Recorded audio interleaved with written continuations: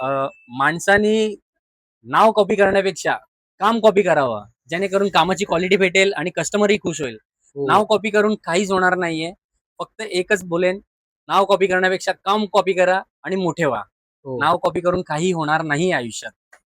तर आपण आज भेट द्यायला आलोय श्री स्वामी समर्थ कला केंद्राला. ते मनवलपाड्यामध्ये आहे. सुप्रसिद्ध घरगुती गणपतीचे कला केंद्र आहे. तर आपण आतमध्ये जाऊया, त्यांच्या दादांशी बोलूया. कसं काय ते किती ते किती फुटापर्यंत मूर्ती आहेत ते दादांकडनं सगळी माहिती घेऊया आपण.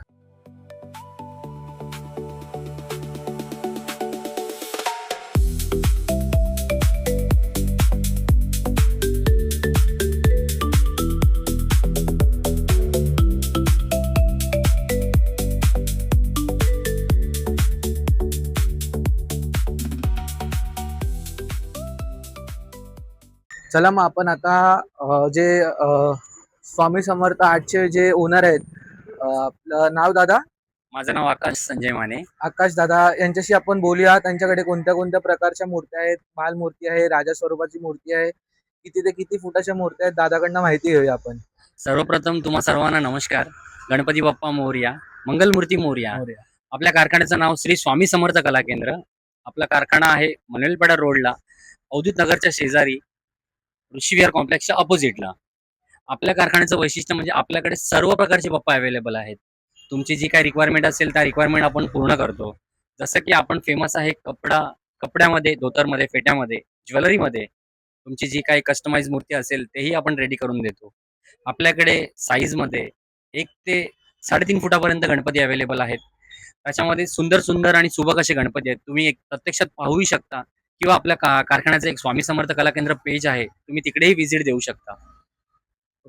चल दादा, सर्वप्रथम मी तुझे आभार मानतो की तू मला ह्या कारखान्यामध्ये, तुझ्या स्वामी समर्थ कला केंद्रामध्ये व्हिडिओ काढायला मान्यता दिली. त्याबद्दल मी तुला माझ्या युट्यूबच्या पेज कडून खूप खूप तुझा ऋणी आहे. तर दादा, मला या प्रत्येक गणपतीची थोडीफार माहिती दे. गणपती कोणत्या प्रकारचा आहे, किती ते किती फुटाचा आहे, सर्व मला माहिती दे. आणि हा एकदा पत्ता मला पूर्ण तू आणि तुझा नंबर हे मला एकदा सांग, मग मी जेणेकरून मी या व्हिडिओच्या लिंक मध्ये आणि व्हिडिओच्या डिस्क्रिप्शन मध्ये पण तुझा नंबर टाकून देईन, की जेणेकरून ज्यांना यायचं असेल ते तुला प्रत्यक्ष येऊन तुझ्या स्वामी समर्थ कला केंद्रामध्ये भेट देतील. चल दादा, हा पहिला गणपती कोणत्या प्रकारचा गणपती आहे? या गणपतीला स्पेशली नाव आहे चौरंगासन. हा गणपती मातीमध्ये विशाल शिंदे जे मोठे आर्टिस्ट आहेत, मातीचे कलाकार, हाडाचे हा कलाकार आहेत, त्यांनी हा गणपती बनवलेला आहे. हा गणपती आज गेली 5 ते 6 वर्ष कोणत्याही रूपात रेडी करू दे, खूप सुंदर आणि सुबक दिसतो. या गणपतीचं वैशिष्ट्य म्हणजे या गणपतीमध्ये खूप सारे प्रकार आपल्याकडे अवेलेबल आहेत. तर आता ही दुसरी मूर्ती स्वामींच्या रूपात आहे, तर काय सांगशील या स्वामींच्या रूपातल्या गणपतीबद्दल? खरं सांगायचं झालं तर आपल्या कारखान्याचं नाव श्री स्वामी समर्थ कला केंद्र आहे आणि माझा कारखाना हा स्वामींशिवाय अपूर्ण आहे. त्याच्यासाठी स्वामींची मूर्ती ही माझ्यासाठी खूप महत्वाची मूर्ती आहे. आणि स्वामींमध्ये पण आपल्याकडे 2-3 व्हरायटीज आहेत.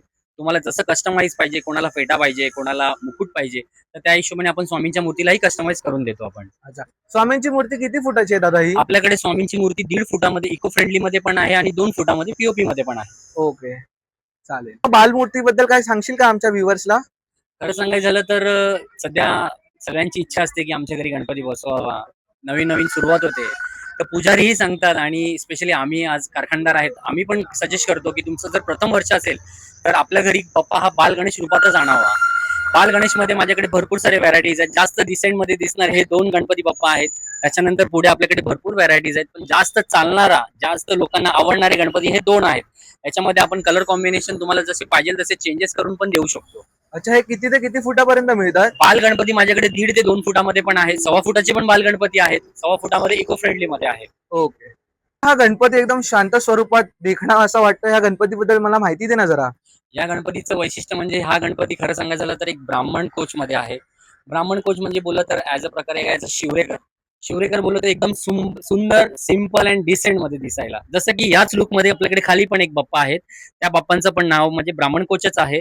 त्याच्यामध्ये आपल्याकडे भरपूर सारे व्हरायटीज आहेत. ब्राह्मण कोच मध्ये तुम्ही फेटा करा किंवा धोतर करा किंवा ज्वेलरी करा, ते सगळ्या गोष्टी त्या बाप्पांना सूट करतात.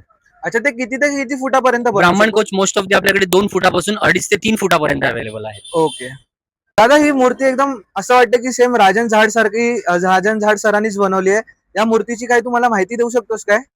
या गणपतीचा बाप्पांचा फेस जर तुम्ही बघितलं तर प्रत्येकाला एकच चेहरा आठवेल, तो म्हणजे राजन झाड. आज लालबाग परळमध्ये एक सुंदर असे मूर्तिकार आहेत, त्यांचं नाव आहे राजन झाड. राजन झाड. हा गणपतीचा चेहरा फक्त त्या माणसांकडेच अवेलेबल आहे. त्या गणपतीची डाय, त्या डायची आज कुठेही कॉपी झालेली नाहीये आणि खरंच त्या डायच्या नावानेच हा गणपती ओळखला जातो, जसं की राजन झाड. राजन झाड. जसं मी आल्या बोललो ना दादा, हा गणपती सेम राजन झाडचा आहे, सेम टू सेम. म्हणजे भावानं बघा, आता तुम्हाला एक सांगतो, तुम्हाला जर चांगले चांगले घरगुती गणपती बघायचे असेल किंवा घ्यायचे असेल तर तुम्हाला मुंबईला जायची काही गरज नाही. विरारमध्ये पण असे मोठे मोठे कलाकार आहेत, त्यांनी जे मोठे मोठे कला केंद्र टाकले, तिकडे तुम्हाला सहज गणपती आणि सुबक तुम्हाला जसे पाहिजे तसे तुम्हाला फेटा कपडेमध्ये तुम्हाला ते गणपती भेटतील. तर तुम्ही एकदा अवश्य भेट द्या दादाच्या कला केंद्राला.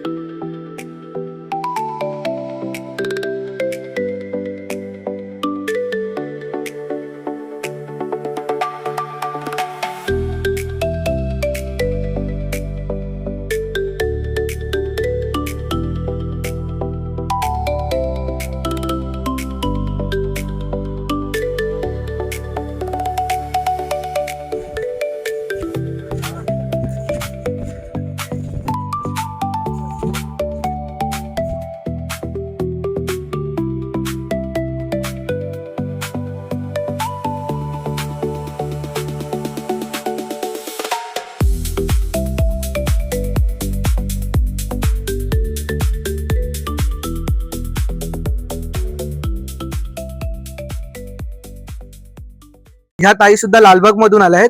तर जाता जाता त्यांना आपल्याला मूर्त्या आवडल्या, म्हणजे रस्त्यावरनं जाताना त्यांना मूर्त्या बघितल्या, त्यांना खूप आवडल्या. तर काही मूर्त्यांबद्दल काहीतरी माहिती सांगा ना आम्हाला. खूप तुम्हाला सुंदर कसं मूर्त्या वाटलं? आहेत, खूप छान आहेत.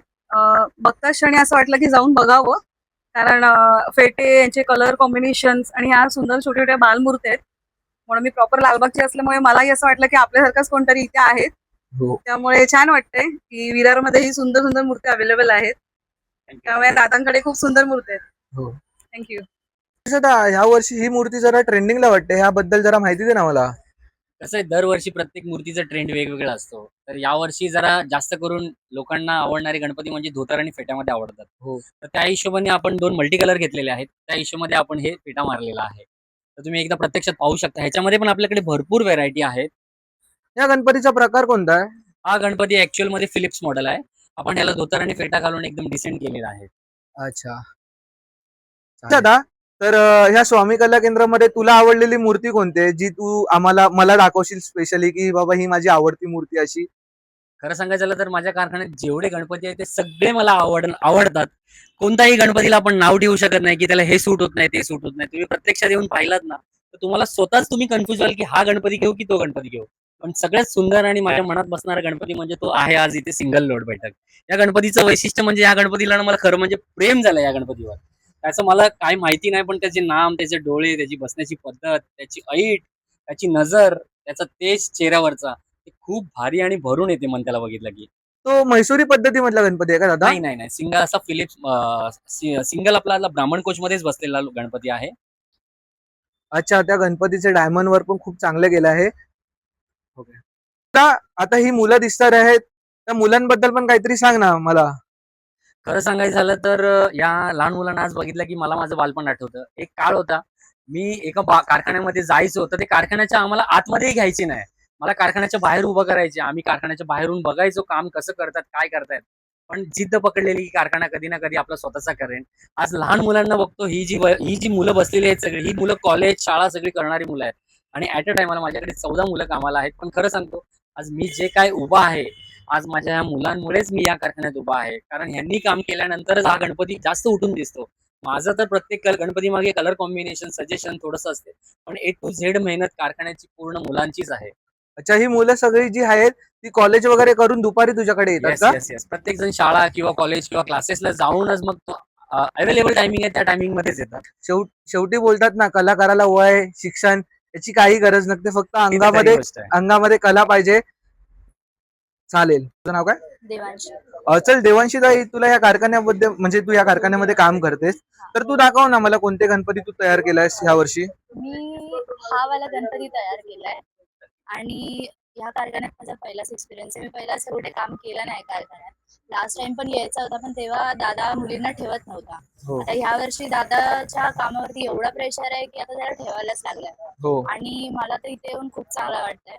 मी इथे काम करते, सो खूप चांगलं वाटतंय आणि असं वाटत नाही की मी कुठे काम करते करून. कारण दादा आम्हाला तसं बिहेव पण करायला देत नाही. सगळे एकदम घरचे सगळे आहेत आणि सगळे एकदम खूप चांगले आहेत करून. असं कामावरती पण कुठे काय मिस्टेक झाली किंवा काय तर एकदम सगळे समजावून सांगतात ओके आणि सगळे हेल्प करतात. ओके. चल ना, मला एकदा तू बनवलेला गणपती दाखवून घे ना. हा कृष्णावाला गणपती मी केला होता. हा फुल व्हाईट मध्ये आहे. नमस्कार मंडळी, मी ह्या रोडने रोज रुटीन असतं माझं येणं जाणं. पण एवढ्या मंडप मूर्त्यांमध्ये मला ह्या इकडच्या सर्व मूर्त्या खूप छान आहेत. त्यांचं कलर कॉम्बिनेशन, परत सेटअप आहे, डायमंडचं जे आहे बारीक काम तेही खूप सुंदर आहे. कलर कॉम्बिनेशन तर तुम्ही बघू शकता. मूर्त्यांचे तुम्हाला फोटो किंवा व्हिडिओज प्रोव्हाइड झालेच असतील, तर प्लीज तुम्ही व्हिजिट करा आणि लवकरात लवकर आपल्या मूर्त्या बुक करा. अच्छा, गणपती बाप्पा तुम्ही मोरया. इकडे ह्यावेळी गणपती बुक केलाय का? नाही, आमचा गावी असतो, पण इकडे या दादांकडे आमची नेहमी भेट असते. अच्छा. येणं जाणं असतं माझं इथे.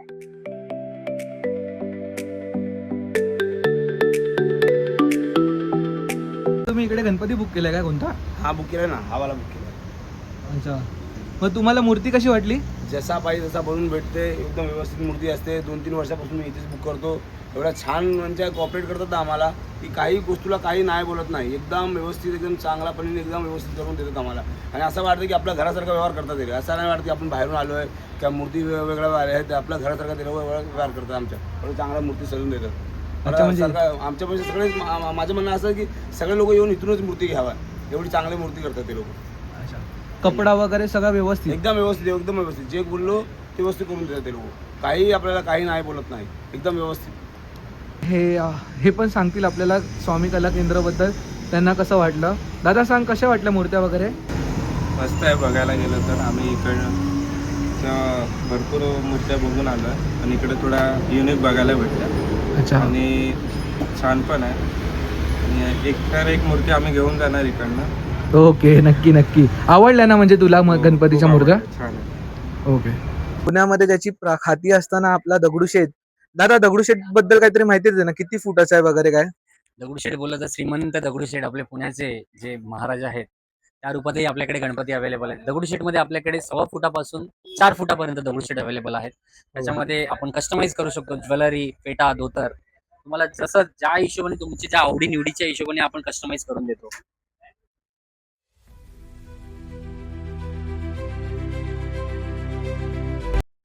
तर बघा, हे दुसरे पण कस्टमर आले आहेत. त्यांना आपण श्री स्वामी कला केंद्र, स्वामी समर्थ कला केंद्राबद्दल तर आपण त्यांच्याकडनं माहिती घेऊया. ते इकडचे नेहमीचे कस्टमर आहे, सलग आपल्याकडनं ते मूर्त्या घेतात. तर त्यांना विचारूया ह्या वर्षीचा काय गणपतीचं हे आहे तुमचं. आम्ही सलग मागच्या वर्षी जे मूर्ती घेतली होती ती अति सुंदर होती आणि तिथेही आम्ही एक मूर्ती पाहिली होती, पण ते ऑलरेडी बुक झालेले होते.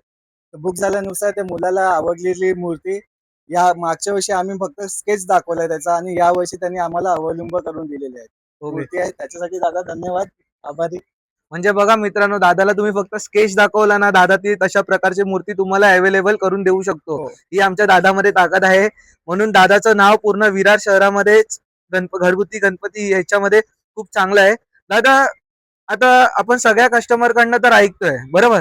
तू काहीतरी कस्टमरची सांग ना, की तुला कस्टमर कसे प्रतिसाद देतात. खरं सांगायचं झालं तर माझ्या या 7 वर्षात मागच्या वर्षीचा अनुभव मी थोडासा शेअर करतो. मागच्या वर्षी पाऊस खूप होता, लाईट कंटिन्यू जात होती, त्याच्यामुळे आपलं थोडंसं काम राहिलं होतं.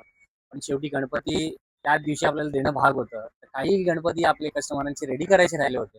पण खरंच जे कस्टमर जे राहिले होते, काही जे कस्टमर होते ते माझ्या घरच्यासारखे होते. त्या कस्टमरांनी सगळ्यांनी मला ऍडजस्ट करून घेतलं. त्यांनी एकच सांगितलं की आकाश, आम्हाला गणपती बाप्पापेक्षा तुमची तब्येत महत्वाची आहे. आणि जसा जसा होता त्याच रूपात त्यांनी गणपती घरी घेऊन गेला.